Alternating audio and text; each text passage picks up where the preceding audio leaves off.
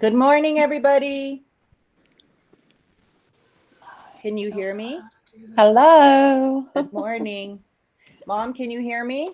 I can hear you perfectly. Okay. I can Yep. hear you. Hey. Hi, Hel- Sayako.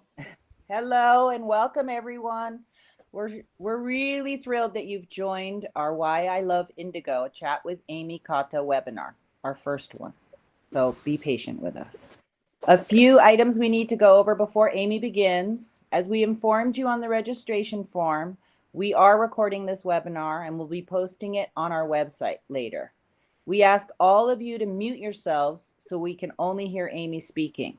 Can you all mute yourselves now? And if you don't want your video, you can mute your video as well. Thank you. Amy will speak for about 30 or 40 minutes, after which we will be taking any questions from all of you. Please use the chat feature to ask your questions anytime during Amy's talk, and we'll ask them in the order we receive them. In our reminder email we sent you earlier this week, there are user-friendly instructions for you to follow. Our aim is for you to interact directly with Amy, so we'll call upon you to ask your questions directly. When we call your name, please unmute yourself then so we can hear you. Last and very important, as I said, this is our first try at a webinar, so if there are any mishaps, we apologize, but we want to make this as enjoyable and informative as possible. So it's been almost 60 years since Amy's come to Japan, with 36 of those years running her shop Blue and White. She has focused much of her energy traveling through Japan in search of artisans, products, and ideas to introduce to the world through Blue and White. She has published numerous books and given lectures about Japanese crafts and aesthetics, hoping to encourage recognition of the unique nature of Japanese crafts, while also trying to awaken a sense of pride among Japanese people themselves, who have long been lured away by the glamour of international brands. Today, she'll be speaking about her love for Japan and all things indigo. Okay, Mom, you're up. Thank you, Saya. It's wonderful to see you all and to reestablish this indigo thread that has always connected us. It's amazing to me that we can connect so easily, and I really want to share this phenomenon, which is indigo, which I think is a connector of the whole world. It's something that by spontaneous combustion, it seems, has evolved in most uh, traditional civilizations in the world. Jenny Balfour Paul's book on indigo really states it very academically and experientially because she's been to many of the countries and has written about the different aspects of indigo. But there's something about indigo that's true, that's honest, that's um, resourceful, and comes from the heart of each country. But to me, it's Japan Blue that is the most powerful, and it has tremendous warmth and love and perseverance in it. Those are three very strong qualities of the Japanese experience. Um, from the very beginning, people who first came to Japan were struck by the prevalence of indigo. Um, Higeta Tadashi of Mashko, uh, who's a seventh or eighth generation dyer, claims that 80% of Japan used to be dressed in blue. But what warms my heart, it's the common people predominantly who wore blue. And now the handmaiden of indigo is blue jeans. Uh, Most of them now are not, in fact, done in real indigo, but the designer brands that Japan is producing right now are definitely indigo. And to watch them being produced is a very interesting thing. There's a small company by the name of Buaiso, which has made a real name for itself. It's really splashed indigo in that they cultivate, grow, harvest, do everything in the whole process of producing indigo and to the very end of making their own jeans. This is a very unusual um, movement, an unusual way of going about crafts in Japan, because usually they're one stage, one stage, one stage, and each stage will pass on to a different person. But Buaiso is doing it all. And they are fearless, they are tireless, and I'm sure most of you have seen them on Instagram, where you can see that I think they never sleep. So it's something, because indigo craftsmen have been rather quiet and they've not communicated what they're doing so effectively. And most craftsmen in Japan are very quiet in what they're doing. They're not advertisers, they're not people who reach out. They just quietly every day go about the same actions and craft that they do. So Buaiso is very loud in what they're doing, and I really hand it to them because they're putting indigo on the map, I think. So we'll start with some slides, which are what I see, what I try to see in the indigo's world in Japan, what I see all the time. This is a favorite slide of mine. It's Hokusai's print of the bridge over the Manembashi Bridge over Mount Fuji. You can see Mount Fuji there, and unfortunately you can't see around the corner our house. We happen to live right there, and although Mount Fuji has long been obscured by buildings, the Japan blue is still there, and there's a magic in that area where Basho used to write his poetry, and poets used to find that a beautiful spot for writing their poems. Next, please. So the Japan blue was, Hiroshige rather, was very taken with the blueness of early Shinagawa, this is. And people are dressed in blue. The houses are blue. The whole look is blue. And of course, then blue was indigo. It was not, the new synthetic dyes had not arrived until the 20th century. So it was true indigo for a long time. Next. This is one of my favorite views of indigo dyeing. It's the, I think, anyway, 200-year-old Minka of the Higeta family, Higeta dye studio family. And there are 72 indigo pots in this earthen floor. And only now probably 8 or 10 are in use, but you can see the beauty of what used to be. Now there are fake blue plastic tubs and other things that take away some of the poetry and the beauty of indigo dyeing, but this is the real thing from Higeta Dye Studio. It's in Mashko, and it's also highly recommended as a place to go. You can watch them dyeing, you can take part in it yourself, and they're people who maintain the Mingei tradition. Some of it is very conservative. It's not so experimental as some of the other indigo dyers, but it's truly the real thing. So, and the house is exquisite, a 200-year-old farmhouse, in which the Higeta family lives and works. So it's something I highly recommend in the pottery town of Mashko in Tochigi. Next, please. This is a contemporary dyeing place called Wanaria in Tokyo. And I was just there last week with my grandchildren and son, and we were dyeing omiyage for them to bring home, which is a really wonderful thing, to make your own omiyage, I thought. This is a wall with the different colors of indigo that are displayed, but there are many, many, many more shades than this. They claimed it was 30. I have heard it's many more than that. And in early dyeing history, the variations and the gradations of indigo was something of which the dyers were very, very proud. It's open anytime if you make a reservation, and you can bring your own things or they will supply them for you. It's a very, very special place, Wanaria in Asakusa. Next, please. And indigo, I think sometimes I used to think it was a little drab, a little humdrum, and the traditional is beautiful, and I'm very, very supportive of maintaining tradition, but I also like splashing out to something else.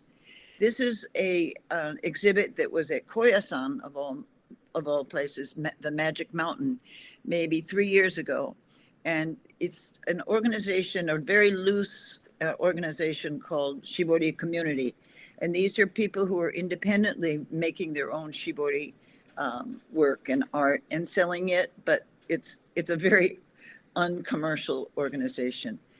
To have indigo be presented and hung and exhibited in the temples of Koyasan to me was a wonderful thing, because indigo has its own gods, and every year Shindo-san, Shindo Hiroyuki, makes his paper kimono, washi kimono, and hangs it out and makes his prayer to the gods. With it, whenever there's a new indigo vat that's been prepared, the gods need to be prayed to first. So there's something very holy about it, and then to have it shown at and have the exhibit at Koyasan was very appropriate, I think. Next, please. And this is ironically an American who's Teresa Miskal, who learned to dye and who fell in love with indigo with Brian Whitehead in Fujimi, outside of Tokyo. And she has relentlessly kept it going. She does her dyeing in Brooklyn when she can't be here. But this is an exhibit she brought to Matsuya Department Store. So I think the universality and the recognition that you people from all over the world are giving to Japanese indigo is giving it a tremendous boost, because PR is not a very strong suit in Japan, but you people are very enthusiastic, and you join the blue and white train, and we try to cheer for these beautiful things that are so unrecognized and unappreciated in Japan. So your role is very, very important in the blue and white world. Next, please.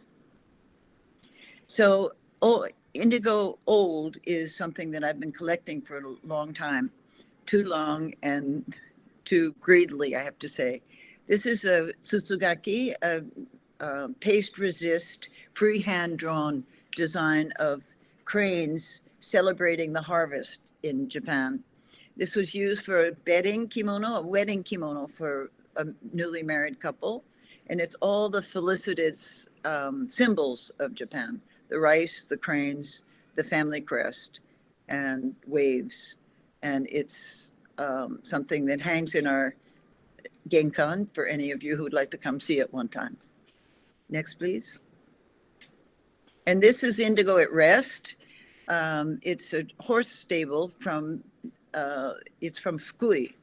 And we built this house, Takishita Yoshihiro was the one who built this house, in fact. He moved it from Fukui, and it was an impossible road, very narrow road up a very, very steep hill. Somehow he brought all the beams and all the pieces and reassembled them in this house on top of on top of a mountain. And so it is our haven, and it's all decked out in indigo. No colors at all, just the wonderful splashes of ikat, of shibori, of katazome, of stencil dyeing, and of every form of indigo that we could find. All old and all very comfortable and truthful to live with. Thank you. This is a horse sledge in front, which came from Hokkaido. Strangely enough, that too came from Matsuya. But it's a great place for napping, for writing poetry, or for just reading books. It's a house of tremendous peace. Next, please. So it took a while for me to notice Boro. A friend of mine, Kim Shifton, who was the editor of my books and who sadly has recently died, but I used to see him at the markets. I didn't know him very well, but he would quietly creep up to the dealers and he'd look at what was in the back of what they were showing. There were these dirty piles of something there, and he always would go poke around and take some home. Well, it took me a while to understand that this is what he was looking at. And he, as in many places, he was prescient and he was able to find things that no one else was looking at. That's one of the fun things of Japan. There's still a lot of hidden wonders that we have yet to discover. So this is the incredible work of a farm wife or a fisherman's wife who patched and patched and patched layer upon layer of old scraps of indigo, and for her husband. It's heavy, this piece, and it's warm, and I could understand the love. She didn't have much to work with, and one of the beauties of Japanese, Japanese tradition of mottainai is to savor everything, to save it, and to use it again and again and again. Japan, it's a wonderful quote from Diane Vreeland, who said, Japan, God was fair to the Japanese. He gave them no resources, no oil, no silver, no gold, no anything. But he did give them pertinaciousness, that's not such a word, but perseverance and steadfastness and not giving up. And this wonderful capacity for making the best of whatever you had. And from this, I think, came these boro, which are very famous all over the world now. And also came the aesthetic of Japanese simplicity. They didn't need a lot of things. They didn't need all the gold and silver and diamonds. They could make do with what they had. And as a result, the simplicity of Japanese culture, of flower arrangements, of tea, of all the things that are part of Japanese aesthetics, are many of them are derived from the fact that there wasn't much to use. And I always thought it was I always was surprised because I came in the 1960s where America was so affluent and so extravagant and so wasteful. And I thought, why is my mother-in-law saving all these rubber bands? Why is she taking all the paper and ironing it again so she can re-give a present? What is this thinking? It seemed very, not wasteful. It seemed strange to me. But now what she did is all making sense. And this mottainai philosophy, which is a philosophical, Buddhist philosophy of treasuring each thing, it makes sense. And the whole world, I think, is trying to catch up with Japan and its mottainai thinking. Next, please. I'm stuck on boro, I have to say. So this is a child's boro, and with very little, people were able to make amazing juxtapositions of design and of stitching, and they were able to make compositions unthought of, or they weren't really planning it, but they just did what they could with what they had, and the result is something really exceedingly beautiful and simple. Next, please.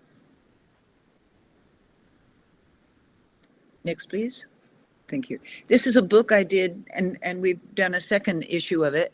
Right now, it's only available in Japanese, but it's a folding book of maybe 60 pages or so of the collection of boro that I have.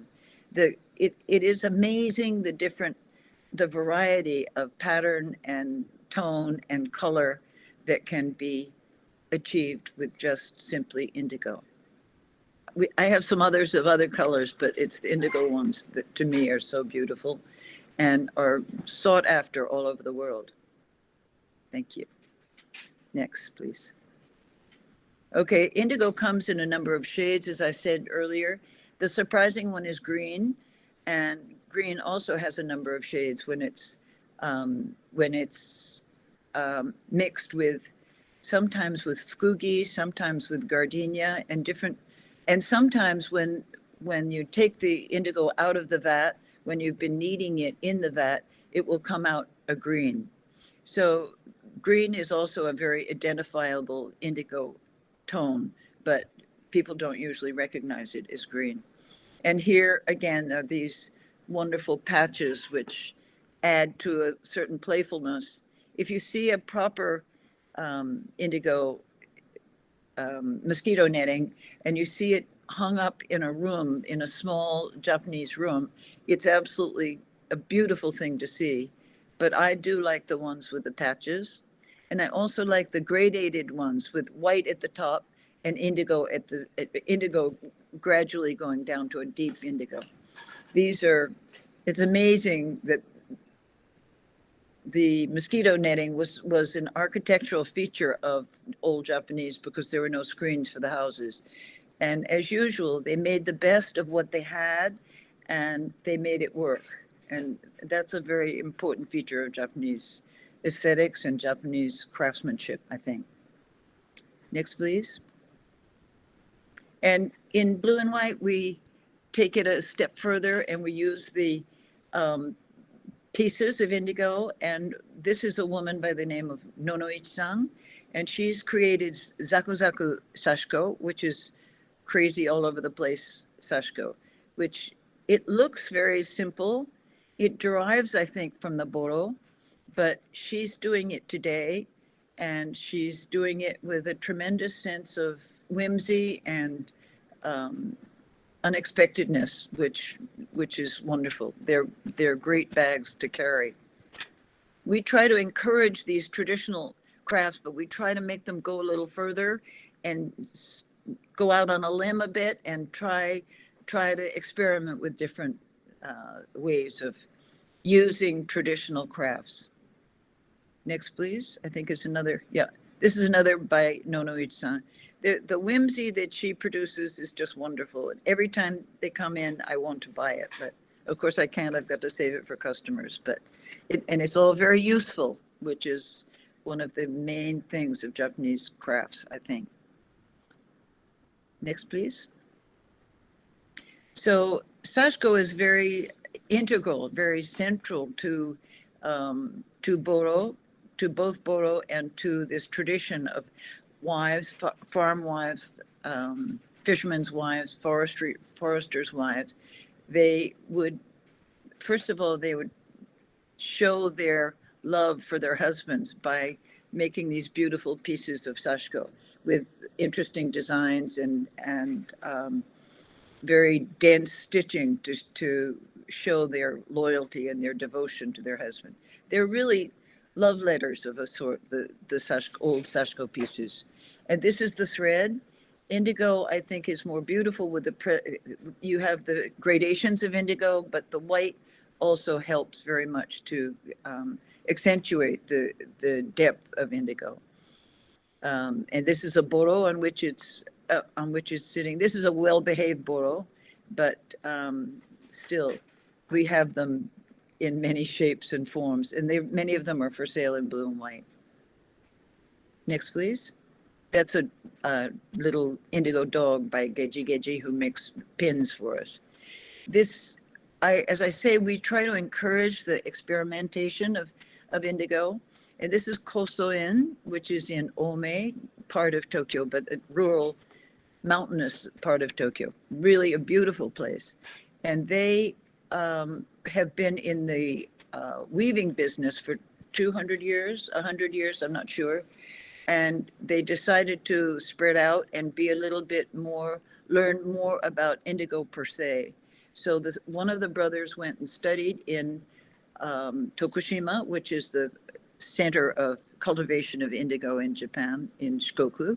And he studied with Osamu Nii and learned how to do not only dye with indigo, but experiment and do different things that weren't normally being done. So this is his itajime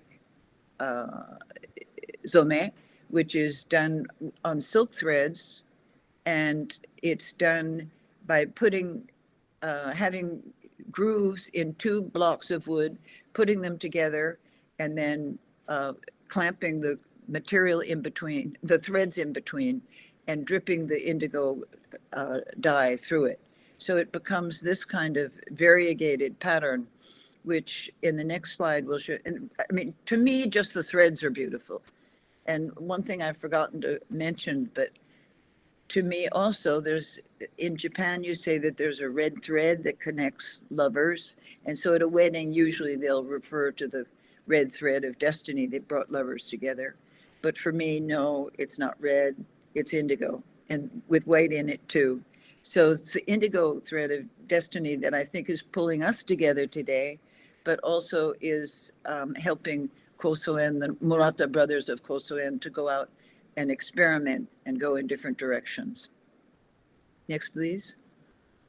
This is what after they've woven the threads, this is what it becomes. And they're wonderful scarves and stoles and just wonderful pieces of indigo wearable that every time I go, I want to bring some home. They're wonderful. Next, please. This is a new discovery of ours. Ikeda Daigo Ikeda appeared in, he's a young man. He appeared in blue and white about 4 years ago.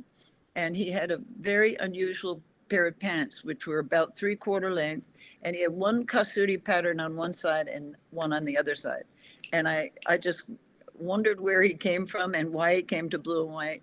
But I found out that he, I think, is a little bit diverging from the kasuri tradition of his family, which is 3 generations, 4 generations. And he's doing all the indigo dyeing himself. He's probably 35, 36. And whatever we ask him to do, he'll happily do. So these are his shibori masks, which I think are absolutely wonderful. One by one, he would dye them. And he's very quick, he's very dedicated, and I'm very glad that he's become part of our blue and white team. Next, please. This is he again, Ikeda Daigo Ikeda, who does handkerchiefs in gauze, which you, in Japan, in Tokyo, you cannot be without 3 or 4 handkerchiefs in your bag. The humidity is just really very difficult. So to have these tucked away or to give them as presents is wonderful. And the designs and patterns are, you never tire of. And there's always variety, something new. So Ikeda Daigo is a very new treasure in our stable of indigo dyers. Next, please. And we have a number of indigo dyers, and among the most touching is I Kobo. It was long I Kobo, but now it's called Factory I. And these are people with special abilities people. It's a workshop in Tokyo, and they've learned to do the indigo dyeing, and then they're free to do as they want. And they do amazing things because they're not schooled in the indigo tradition. They are happily expressing themselves in indigo. The wonderful thing is that each of these koinobori, the fish that are courageous and climb up the waterfall every spring, and these are flown in every house with boys in it. But many people just like to have them in the house as a design. But they're happy. The people who've dyed them, their name is written on the koinobori. And so when we sell one of the koinobori, it goes into the pocket of this person who it's the first time they've had any kind of income.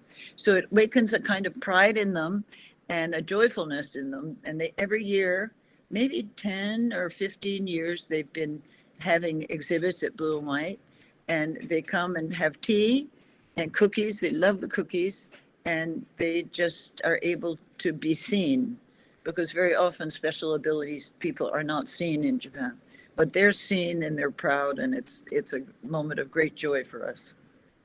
Thank you. Next. And the sad thing about indigo, about koinobori, is they have a limited life, not expectancy, but a limited time when they can be shown. So Saya, our daughter, who's here with us today, announcing, she had the idea of making them into pillows. Well, these are the most lovable, flexible, and all year round pillows you could imagine. So it's really wonderful to have koinobori in your life all year round. And the people who have made them are very pleased to see them. Next, please. This is our model.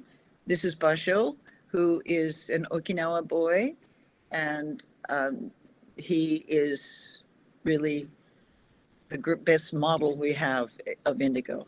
But whenever I come back from a flea market and bring my treasures and spread them out on the floor to see them, he's the first one to test them out and lie in them. Dirt doesn't make any difference to him and doesn't make any difference to the boro either. So it's a good combination. But this actually was a scarf by Ikeda Daingo, who brought it to me, and I thought it was wonderful. So really the indigo is beautiful, but in the presence of white, I think it's even more beautiful. Thank you. Next, please. And this is this is just a woodblock copy that I saw on a dog walk with Basho, and it just accentuates the prevalence of blue in 19th century Japan. Everyone was wearing blue. The roofs were blue. I don't know if that's true, but the artists were all working in blue. And it was these paintings that became so, they were used to wrap the ceramics that were being sent to the West, to Europe. And through the wrappings of the ceramics, indigo blue, Japan blue, and Japan perspective and woodblock print traditions were spread to the West, and had tremendous impact on Van Gogh and other artists as well, who I think they all tried to mimic this amazing Japanese look and Japanese blue, Japan blue. I think there's, next please. And what I'm trying to say is that I believe that indigo is universal. We find it all over the world, and it is something so different from the modern blue, which is all chemically dyed. This is dyed with tremendous patience and perseverance and time and effort. And it becomes a luminous blue that has an aura of truth about it that I don't find in other parts of the blue rainbow. It's wonderful to think that it also has the saving values of saving the farmers from insect bites, from scorpions, and even from snakes, it's thought to. Firemen would use indigo jackets, indigo coats, and that was and they would be done in sashiko, and they would be wet, and that theoretically would keep them from burning in the fires.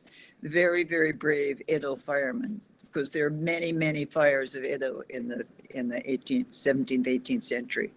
But they also, indigo is thought to have medical benefits with ovarian and stomach cancer, supposed to give immune support, and indigo helps with the common flu and with a cold, and the antibacterial skin troubles like eczema. So indigo is a magic potion. It's not just a pretty face, it's not just beautiful, but it's something which makes the world a better place. And you all do too, and I can't thank you enough for coming and listening to me. And I hope you'll be free to ask questions, and just know we miss you all, and we're counting the days till you can come back. Thank you all for coming.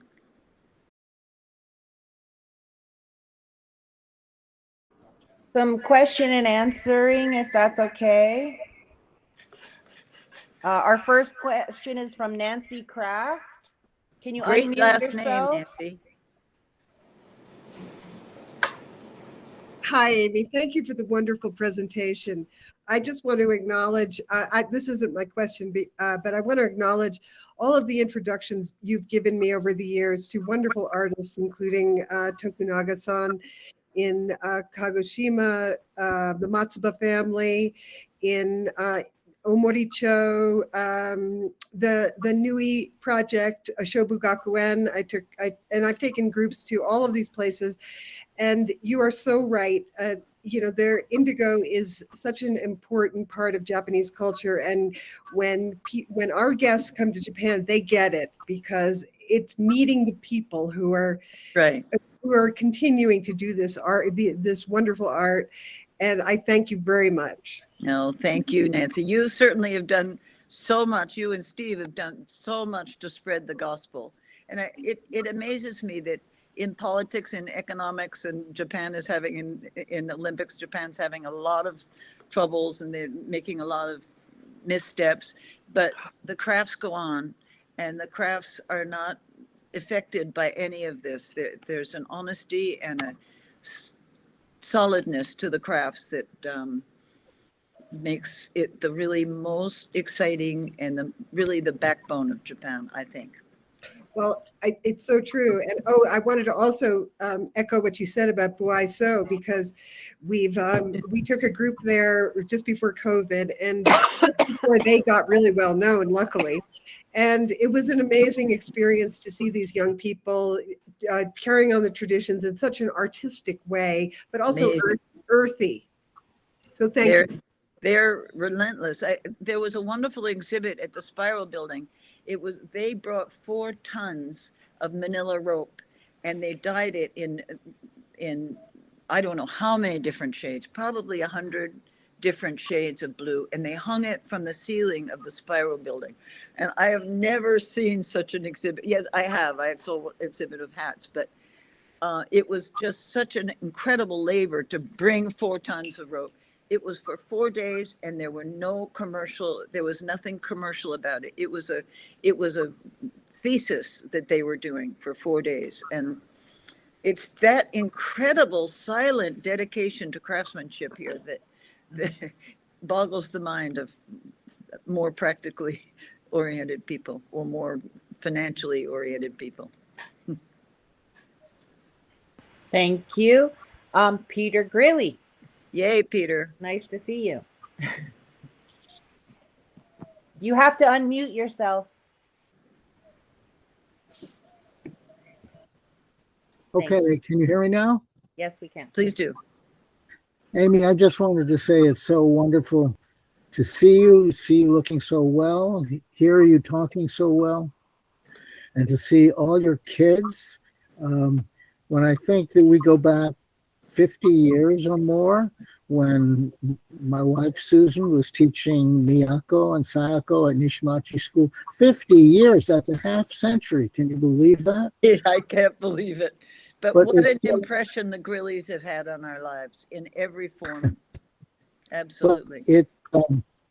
It's especially good to hear your optimism and your positive feelings about Japanese crafts, about indigo especially, but about all Japanese crafts, because you're right. It all comes back in the end. It comes back to the honesty of crafts in that wonderful country. I mean, there can be big bridges and big cities and all kinds of Olympics and all kinds of high-tech things, but you can't take the crafts out of the culture. And it's just wonderful to keep recognizing that. What you said about mottainai and the spirit of saving things and making so much out of nothing, the whole world needs to learn from that, I think. And I'm so glad you're continuing to teach us about that. So thank you. Thank you so much. I'm your deshi. I'm your understudy, Peter. I have to say. No. But what I want everyone, while we're speaking of crafts, Nancy is partnered with Steve Beimel, who started something very exciting called Craft 21. And there's just been a discussion with Steve Beimel and a number of other people about crafts in Japan. And he is not single-handedly, he with Nancy and with others are finding these Japanese crafts and listing them up and how to contact them and giving support to them, financial and otherwise. He's just had his Ronnie Prize, which went to a woman who's been doing amazing things with lacquer, and he, I think, has done incredible. He's so dedicated to this. He's from Kyoto, but he's someone whom everyone should try to be in touch with and look up Craft 21, because he's going to make a difference to keep the crafts recognized and keep them going, because there's always money is not something they worry about, but they have to continue and persist. Right. Steve and Nancy are doing what they can, and Craft 21. Thank you. It's true. Pamela Wonderland, I'm sorry if I'm mispronouncing your name. Can you unmute yourself and ask a question? I'm not seeing you, Pamela. I don't see Pamela either. Okay, we'll come back to Pamela. Julie.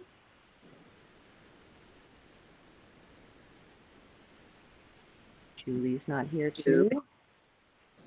Okay, Ute.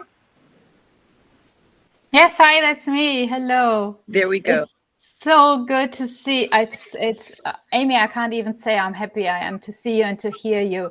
And I would like to thank you and your kids for this format. It brings us together, right? You know, I have been in Tokyo 2 years ago, and I tried to reach everybody, but it's not always so easy, right?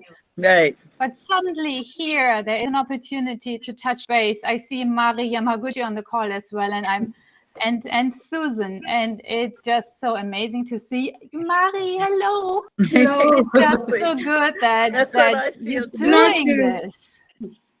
We need to, yes, you know, so Amy, you're talking about the impact of Indigo, but your impact on, you know, spreading the news and, you know, being on it and never giving up and, you know, spreading your optimism and you know, the way you collect like me, right? You know, I think we have been collecting, both of us, half of the planet in blue.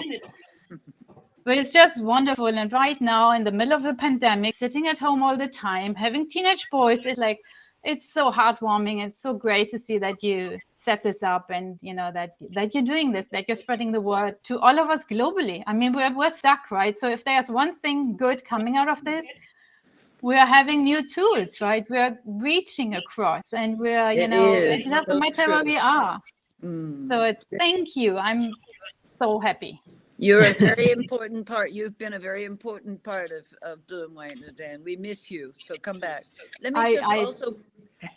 Let me just also state that I'm working on a privately published book called Blue and White World, which is putting a lot of this together and showing that the world really is blue and white, and not only indigo, but other blues as well. But it is a world of togetherness. And I think this amazing webinar and what we're able to do with the help of sons and daughters makes our communication that much more meaningful and that much more resonating than if it's just the old way of communicating. This, to see all your faces gives me so much power and new confidence. Thank you. Thank you so much. And Mari, reach out to me, please. Yes. Can I find you on Instagram? Not yet on Facebook. I will make sure you find me there. Don't worry. I set it up. Oh, okay. You better get onto it, Ute. Yeah, I'm a bit behind. I'm in Silicon Valley, you know. Okay, well, there's Pamela. Sorry. I wanted to ask, Pamela's question was, she would like to buy some Japanese souvenirs. Are there shops that do online sales? And of course, Blue and White shops. So the answer to that is yes. We do sell some of our products on our online shop. Our website is www.blueandwhitejapan.com. You can find a lot of things there. And if there's anything that specifically you'd like, you can email us at shop@blueandwhitejapan.com and we'll work it out there. Julie's question was, she'd love to buy the koinobori, but do not see them in your online shop. Will they be made available? Again, if you email us, we can do directly with you. I can take pictures of what we have available and then you could choose. So please email us, and I will get on that with you. And there's very little available now, Saya. Okay. Yeah. So quickly email us. Yeah. And Susan, look at your beautiful hair. Can I ask Thank you. Claudette? Sorry, I couldn't figure out how to unmute. Sorry, unmute you. There you go. You have to unmute yourself. Who? Yes, I did. Thank you. Claudette. Sorry. We're going to come back Claudette. to Claudette when she comes back in. Okay. Susan Fader. It's not like you not to have something to say, Susan. I know, but I've been so patient, haven't I? You have. I just wanted to add my my gratitude of 40 years of knowing you, and for your welcoming all 30 of my textile and quilt tour people, thousands of people, into your shop and your home. And I also want to acknowledge, which I don't think you mentioned, all the exhibits that you have put together, sponsoring other people like me and Uta. I don't know if you remember me from 2005, but Amy put together this show called I Love Japan. Uta too. She gathered 12 non-Japanese artists, and she just looked over at me and said, "What are you doing?" And I'm like, "I don't know. I'm just sewing these bits of cloth together." And she said, "Well, can you make 6?" And I'm like, "Sure." So she also, I want to say that it's the encouragement to all the other people. You're giving us credit, but you have made the pathway open for us to carry on. And we love you. I love you. Thank you, Susan. The secret of it is that I am very bukyo, you say in Japanese, very bad with my hands. I can't do these things. So it's out of envy and out of admiration that I try to let the world know about you and all these people, particularly in Japan, who are so good with their hands. So thank you. Thank you, Susan. Claudette, on the bottom of your screen, there's a microphone button. If you push that, then you'll come out. It won't work. Okay, can you type your question? Language. Type your question in the chat, and then I'll be able to ask it. You don't know how to do that. On the bottom right-hand side of your screen, there's a little box with lines in it. Oh, Claudette. Claudette. Okay, hang on. I'll try and get your question. Inoue-san, there was a question. Inoue Dutch-san. Can you unmute yourself and ask your question? Thank you, Allison, for your nice message. Okay. Amy Katoh, can you unmute yourself? My dear. I can. Can you hear me?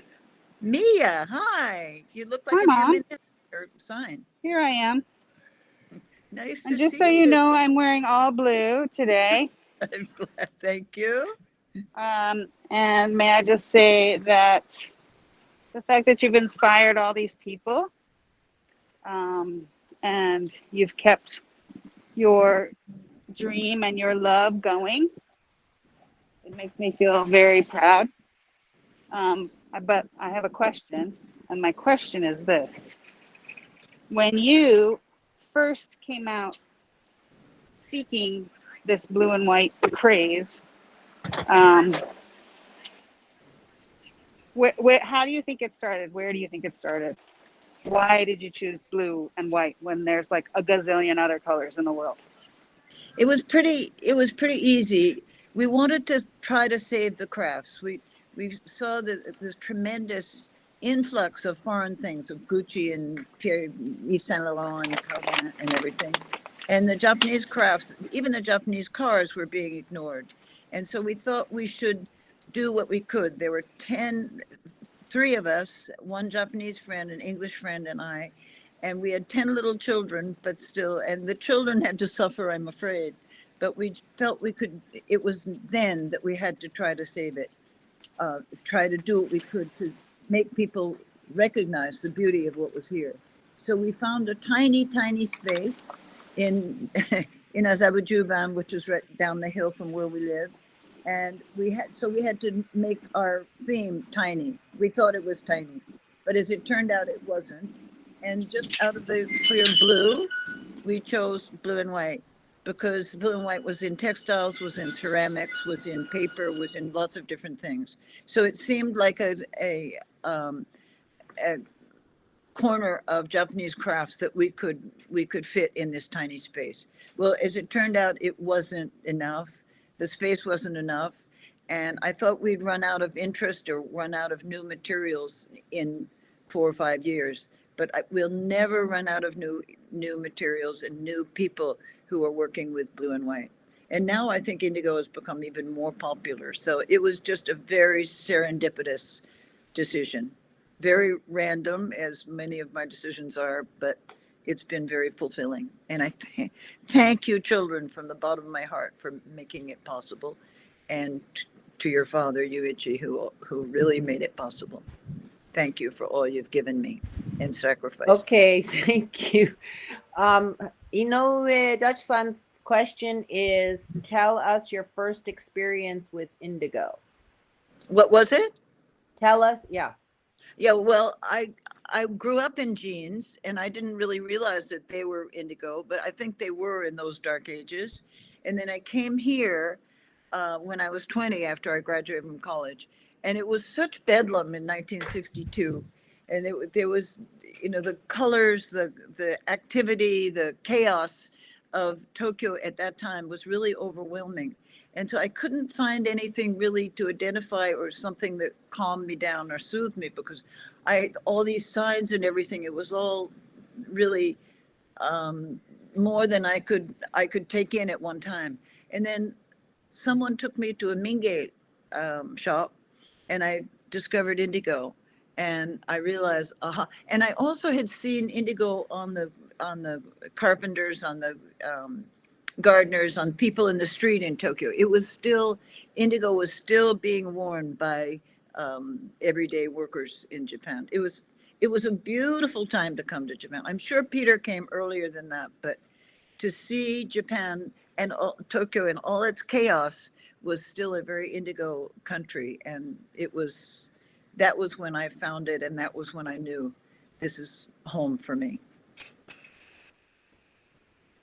Nice. I actually have a question. Oh. What is the difference between true indigo? You see a lot of what they call indigo out and about. What is the actual real difference?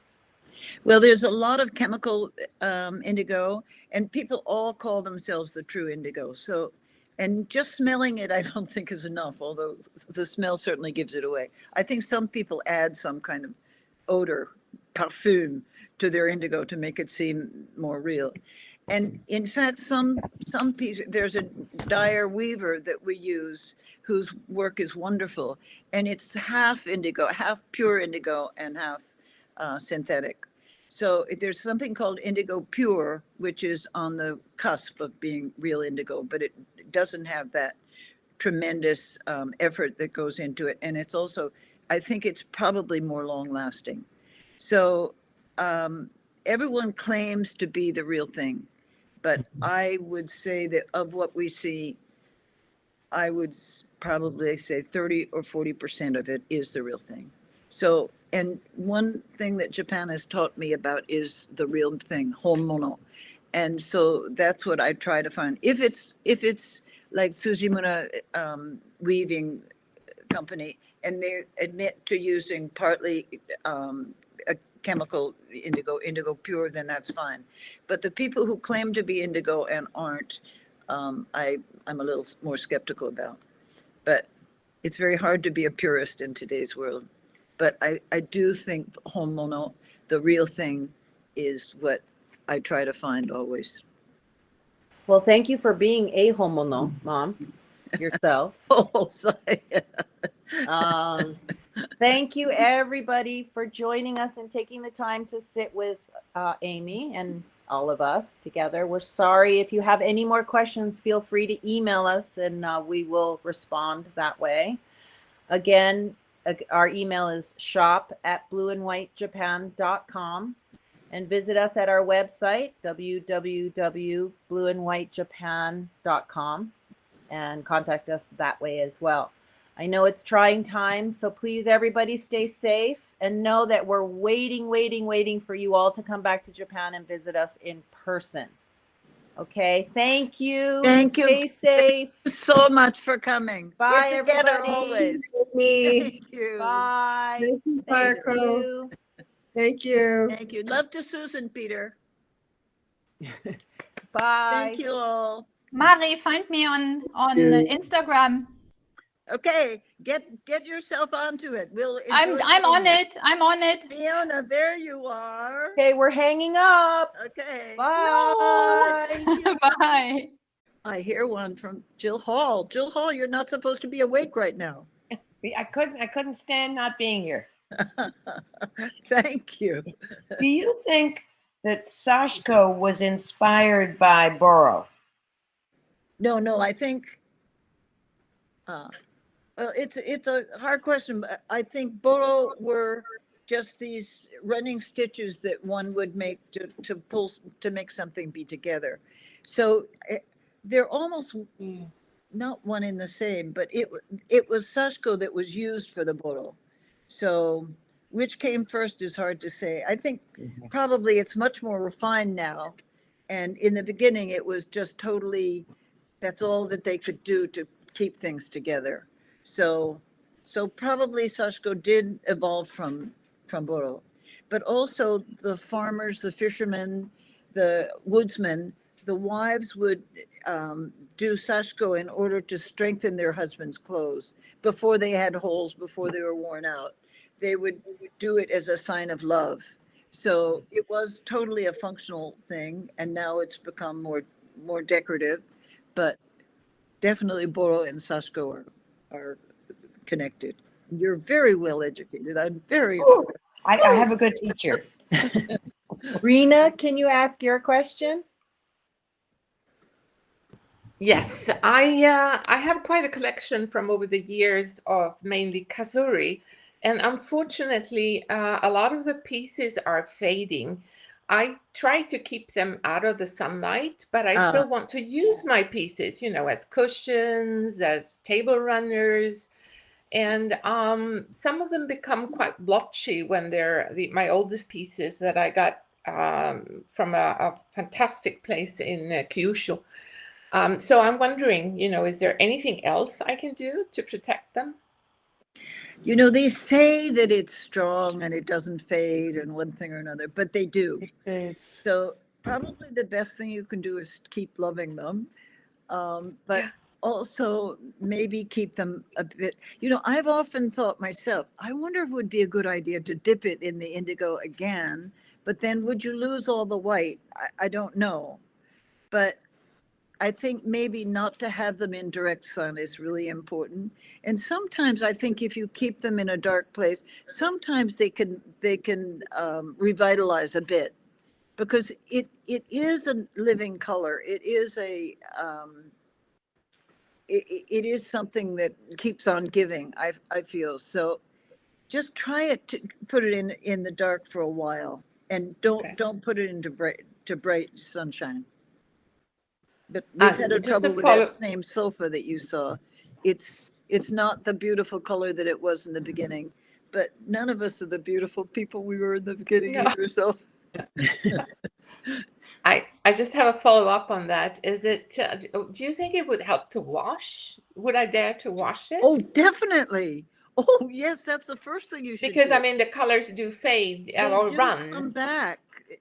I mean, because you don't realize it, but dust and particles and everything have become part of it. So wash it and you'll be whoo.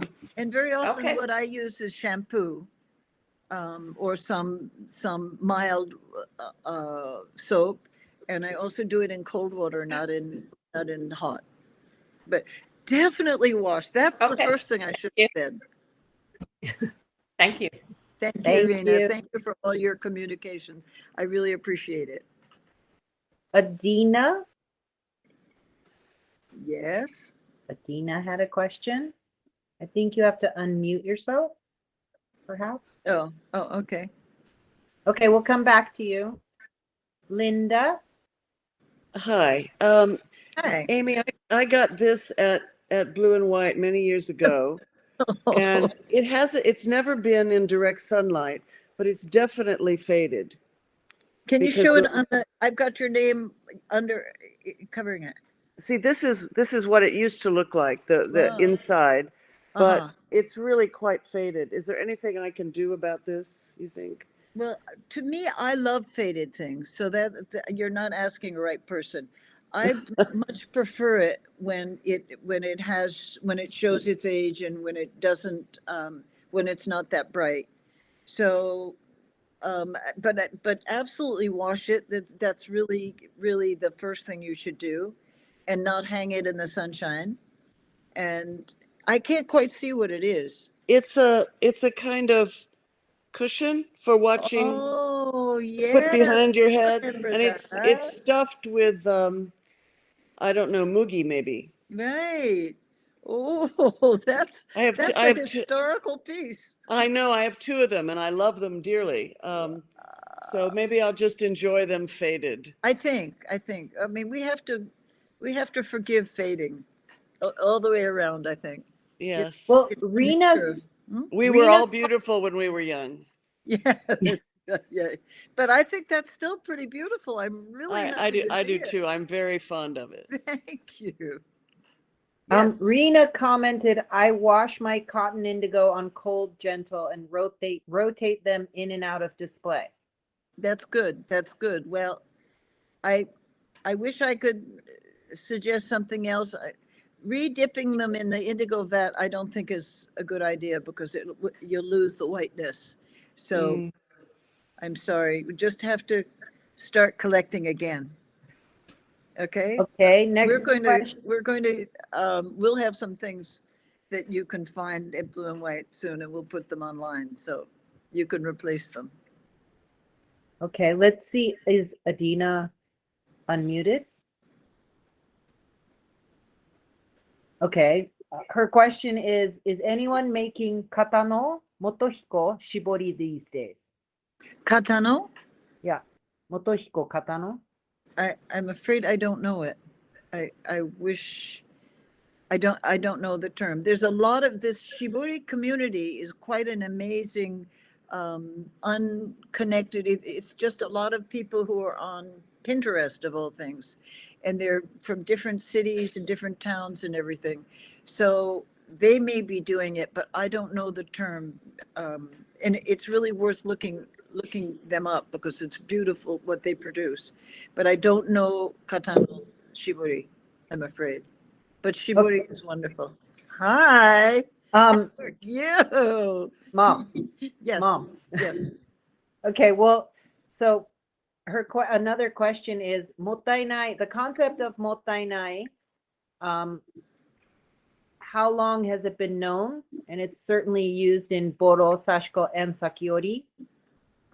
So Mottainai is a Buddhist term. So I think it comes from, I don't think there's any knowing how old it is, but it's something that is always used in Japan. Either people say mottainai, it's too good to waste. I mean, don't throw the food away, it's too good to waste.